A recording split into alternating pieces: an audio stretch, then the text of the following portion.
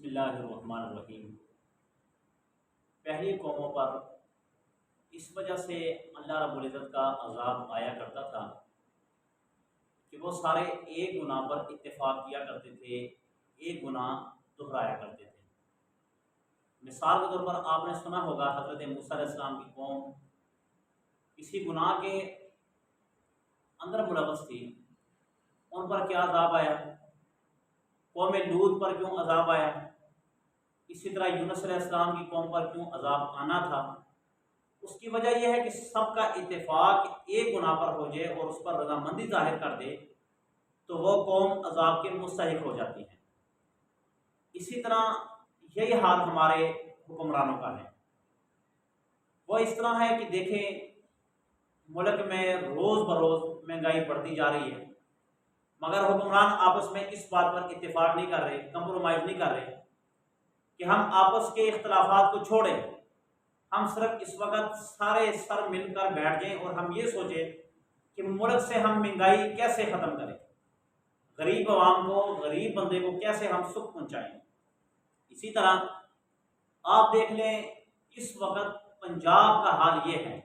मैं सिर्फ पंजाब की बात कर रहा हूँ क्योंकि मैं पंजाब का रहायशी हूँ। इस वक्त आप दुकानों पे चले जाइए, आपको आटा नहीं मिलेगा। आटा शार्ट है, आटे का बहरान है, बिल्कुल नहीं मिल रहा। और अगर कहीं पे मिल भी रहा है तो जनाब 1400-1500 रुपए का थोड़ा मिल रहा है। यहां पर हमारे हुक्मरान क्यों नहीं मुत्तफिक होते कि हम आकर सारे मिल बैठे और हम ये सोचें कि जनाब आटा कहाँ गया। अगर हमारे अल्हम्दुलिल्लाह ज़मीन, पाकिस्तान की ज़मीन बड़ी ज़रख़ेज़ ज़मीन है कि यहाँ से तो फसलें उगती हैं, यहाँ से दूसरों ममालिक को जाती हैं, जा सकती हैं, मगर हमारे मुल्क पाकिस्तान में आटा कहाँ गया, गंदम कहाँ गई। हमारे हुक्मरान आपस में इस बारे में मिल बैठने के लिए तैयार नहीं। इसी तरह इस वक्त बिजली के बिलों ने जो गरीब अवाम की कमर तोड़ दिए, इस बारे में हमारे हुक्मरानों का आपस में इत्तेफाक नहीं है, आपस में बैठने के लिए तैयार नहीं है। बड़े अफसोस की बात है। मगर जब एक बिल को पास करने के लिए, यानी कि यूरोप को, मगरिब को खुश करने के लिए सारे हुक्मरान आपस में मिल बैठ जाते हैं। वो बिल कौन सा? चंद रोज पहले एक बिल पास हुआ जिसका नाम ट्रांसजेंडर बिल है। अब उस बिल में आप सारी तहकीक उठाकर देखें, उस बिल में आपको मिलेगा, उस बिल में हिमायत पीटीआई की भी हासिल है, नून लीग की भी हासिल है, काब लीग की भी हासिल है और एमक्यूएम की भी हासिल है, पीपल पार्टी की भी हासिल है। यानी कि सारे के सारे मुत्तफिक है इस बिल को पास करने में। क्यों? मगरिब को खुश करने के लिए। यानी कि इस बिल को पास करने के लिए अल्लाह और उसके रसूल की कोई परवाह नहीं की कि आया अल्लाह और रसूल के कुरान और शरीयत के ये मुताबिक है या मुखालिफ है। सबको पता ये मुखालिफ है, मगर क्या अल्लाह और उसके रसूल की परवाह नहीं, मगर मगरिब की परवाह है। वो दिन दूर नहीं है कि जब आपकी कब्रों पर स्लैब रख दिए जाएंगे, आपको भी मनो मिट्टी थले दबा दिया जाएगा। फिर उस वक्त मगरिब और अल्लाह आपके सामने होगा। फिर मगरिब क्या करेगा और अल्लाह क्या करेगा, वो तो वक्त ही बताएगा। और दूसरी बात है, आप कहते हैं कि जी हम ख्वाजा सराओं के हुकूक दे रहे हैं, ख्वाजा सराओं के हुकूक दे रहे हैं, और खुदा के बंदो ये बिल पास करके तुम तो हुकूक छीन रहे हो लोगों के। अब आप कहोगे वो कैसे? वो ऐसे कि अगर एक बेटा अपने आप को बेटी जाहिर कर दे और एक बेटी अपने आप को बेटा जाहिर कर दे। मिसाल के तौर पर एक लड़की नादरा में चली जाती है, वो कहते जी मुझे कुछ महसूस हो रहा है कि मैं लड़का हूँ। नादरा इस चीज़ के पाबंद है कि उसको लड़का लिखेगा, उसको लड़का जाहिर करेगा, उसको लड़का लिखवाएगा कागजात में, अब वो लड़का बन गया। शरीयत यहाँ पर कहती है कि जहाँ पर 4 भाई हो और जहाँ पर 1 या 2 या 3 या 4 बहनें हो, तो शरीयत कहती है कि लड़के को पूरा हिस्सा मिलेगा, लड़की को कितना मिलेगा? आधा हिस्सा मिलेगा। अब जो लड़की अपने आप को लड़का जाहिर कर रही, अब इसको कितना हिस्सा मिलेगा? पूरा। समझ रहे? पूरा हिस्सा मिलेगा। अब ये बताओ, ये भाई का हक मारा गया कि नहीं मारा गया?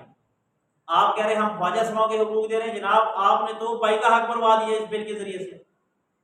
इसी तरह जो लड़की है वो अपने आप को लड़का जाहिर कर रहा है, इसके हुकूक मारे जाते हैं। अब क्या खामद की तरफ से इसको मिलेगा हिस्सा, वो भी क्या हो गया, मर गया, क्योंकि ये खामन के काबिल ही नहीं है, ये तो अपने आप को लड़का जाहिर कर रही है। तो जब लड़का हो तो ये खामन के काबिल नहीं, इसका हक वो मारा गया। इसको हक मेहर दिया जाना था, वो भी क्या हो गया, खत्म हो गया। इसके बाद इसने वारिस बनना था अपने खामन का, अपने खामन की जिदाद का, मगर वो हुकूक भी क्या हो गए, चले गए।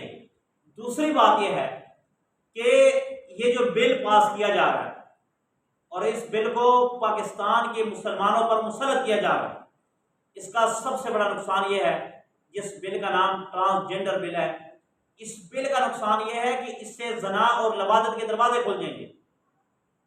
इससे दिन ब दिन पाकिस्तान में फहाशी और बढ़ेगी, पाकिस्तान में दिन ब दिन जुल्म और ज्यादतियों की दास्तानें खुल जाएंगी। अब मिसाल के तौर पर, अब एक बड़ा लड़का है, वो छोटे लड़के के साथ ज्यादती करेगा, वो ज्यादती करेगा, जब उसको कहेंगे आपने क्यों किया, वो कहेगा जी बिल तो पास हुआ है कि लड़का लड़की के साथ शादी कर सकता है, लिहाजा मुझे ये पसंद था, मैं इसके शादी करूँ, ये नहीं मान रहा। अब देखो, ये पाकिस्तान में अफरा तफरी फैल जाएगी, लड़ाइयाँ बढ़ जाएंगी, पाकिस्तान अमन का गहवारा नहीं रहेगा, पाकिस्तान में लड़ाइयाँ बढ़ जाएंगी।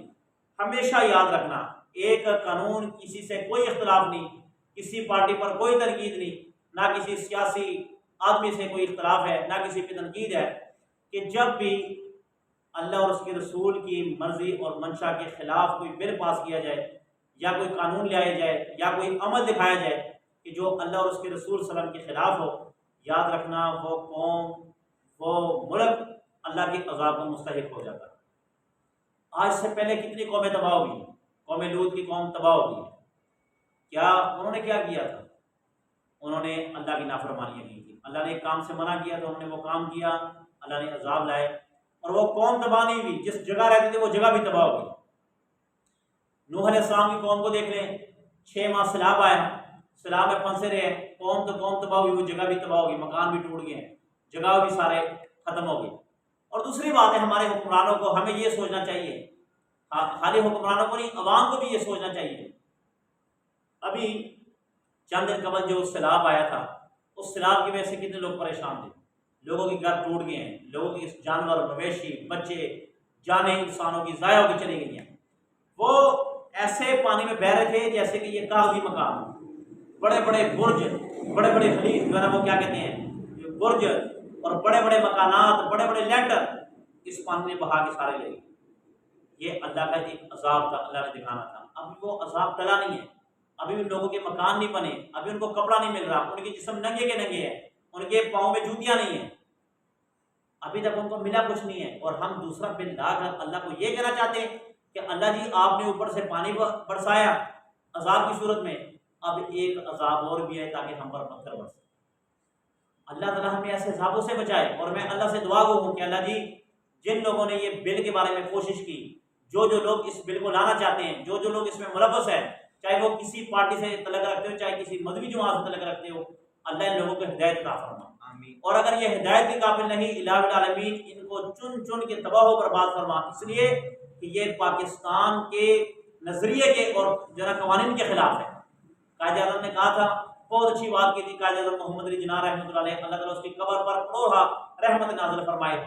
आपने फरमाया था कि मुल्क पाकिस्तान में ऐसा कोई कानून नहीं पास होगा कि जो पाकिस्तान की आइन और पाकिस्तान के कुरान और हदीस के खिलाफ, कोई ऐसा कानून पास नहीं होगा। यह कायदे आज़म मोहम्मद अली जिन्ना रहमतुल्लाह अलैह ने फरमाया। आज आप कायदे आज़म के नजरिए को ठुकरा कर कुरान और हदीस से टक्कर लेकर आप इस बिल को पास करवाना चाहते हैं। कुरान में कहाँ लिखा हुआ, ये हदीस में कहाँ पे है कि लड़का लड़के से शादी कर सकता है, लड़की लड़की से शादी कर सकता है। मेरे महबूब सल्लल्लाहु अलैहि वसल्लम ने फरमाया कि घर में आपकी बेटे हो, बेटियां हो, यानी कि आप उसमें जो बहन भाई हैं, अल्लाह के नबी ने फरमाया कि इनको बालिग होने के बाद, अगर बालिग नहीं थोड़े समझदार हो जाए, अगर बालिग नहीं है थोड़े समझदार हो गए, समझ बूझ होगी इनको, तो मेरे महबूब सल्लल्लाहु अलैहि वसल्लम फरमाते हैं कि इनको एक चारपाई पर, एक लिफाफ में, एक कंबल में लेटने नहीं देना, चाहे दोनों बहनें हो, चाहे दोनों भाई हो या बहन भाई हो। ये मेरे महबूब ने फरमाया। अब आप क्या कहोगे कि मौलवियों की नजरें गंदी हैं, मौलवी क्या सोचते हैं? ये मौलवी नहीं कह रहा, ये मेरे महबूब सल्लल्लाहु अलैहि वसल्लम फरमा रहे। और ये अल्लाह के नबी का फरमान इस बात पर दलील है कि आप माशरे को पाक साफ रखना चाहते हैं, आप माशरे में गंदगी नहीं फैलाना चाहते थे। आपने इसलिए कहा था कि ऐसा होगा तो फिर माशरे में कभी गंदगी नहीं आएगी, कभी माशरा बदअमनी की तरफ नहीं जाएगा, कभी माशरा फसाद की तरफ नहीं जाएगा। और जब ये चीज़ें होंगी तो फिर फसाद ज़रूर होगा। इसलिए होगा कि अब देखें, हमने इन्हीं अपने आंखों और कानों से सुना, और हमने उस बहन और उस भाई को देखा कि जिन्होंने आपस में ज़िना किया। बहन और भाई आपस में ज़िना कर बैठे। क्यों? कि अल्लाह के नबी के फरमान के मुताबिक उन्होंने अमल नहीं किया। क्योंकि महबूब ने फरमाया था कि एक चारपाई पर भी बैठने का हक नहीं है बहन भाई को, लेटने को, बैठने को, हत्ता कि आप अपनी बहन को गले नहीं मिला सकते, अपनी बहन को गले नहीं मिला सकते। बेटी जवान हो जाए, बाप को हुक्म नहीं कि बेटी को गले लगाए, हालांकि बेटी है। कैसे एक इंसान का तसव्वुर जाएगा अपनी बेटी की तरफ, कैसे एक इंसान का तसव्वुर जाएगा अपनी बहन की तरफ। कोई परले दर्जे का अहमक और बेगैरत ही होगा कि जो अपनी बहन के बारे में, अपनी बेटी के बारे में सोचे कैसे। मगर क्या फरमाया कि जब बेटी जवान हो जाए उसके सर पे प्यार के लिए हाथ रख दो, प्यार के लिए। अगर आप प्यार करना चाहते हो उसके हाथ रख दो। चूमने का हक भी नहीं है बाप को अगर बेटी जवान है, कदम चूमने का हक नहीं है। क्यों? कि शैतान इंसान का हर वक्त दुश्मन है, उसके पीछे लगा, नफ्स दुश्मन है। और इसी तरह बहन के बारे में भी है। अब मुझे बताओ, हमारा माशरा तो इस चीज़ की अक्कासी करता है, इस चीज़ की तरफ आता है कि आप अपनी बेटी और अपनी बहन को भी गले नहीं लगा सकते। तो फिर ये जो कानून है, ये बिल है, ये तो सरासर कुरान और हदीस और मेरे महबूब के फरमान की बिल्कुल मुखालिफ है। अल्लाह ताला मेरे मुल्क पाकिस्तान की हिफाजत फरमाए। मुल्क पाकिस्तान में कुरान और हदीस वाला मामूल राय जो हो जाए, और अल्लाह ताला हमारे मुल्क पाकिस्तान को अच्छे नेक हुक्म अता फरमाए। आमीन।